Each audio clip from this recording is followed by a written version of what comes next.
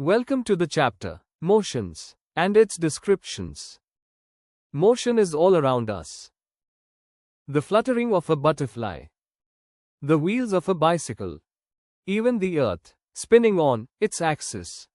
But, how do we describe these movements? Sometimes, an object moves in a straight line, while other times it spins around. So, there are different types of motion around us. Let us explore the types of motions.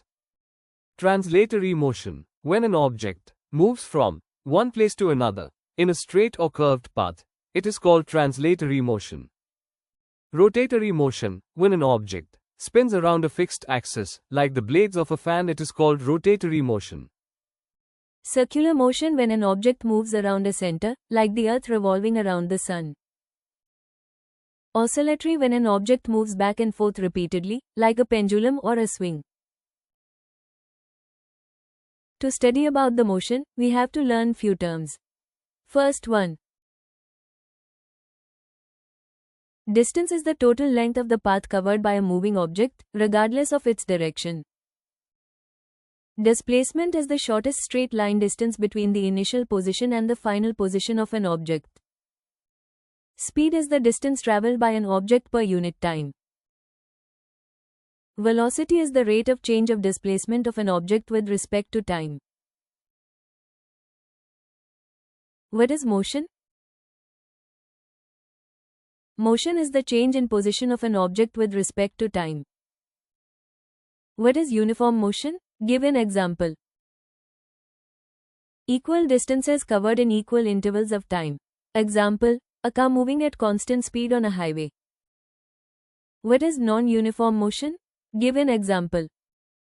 Unequal distances covered in equal intervals of time. Example, a bus moving through city traffic. What is Newton's first law of motion? An object will continue to stay at rest or move in a straight line with the same speed unless an external force acts on it. Why do vehicles have speedometers and odometers? How are they different in what they measure? Speedometer measures speed or the odometer measures distance covered. Let us think for a minute. When you are riding a bicycle and suddenly apply brakes, why does your body tend to fall forward?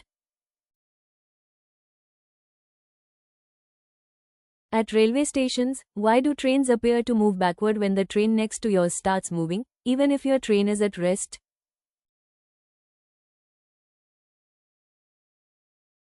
Why does a person standing at a bus stop feel that the bus is moving, but a person inside the bus may feel at rest?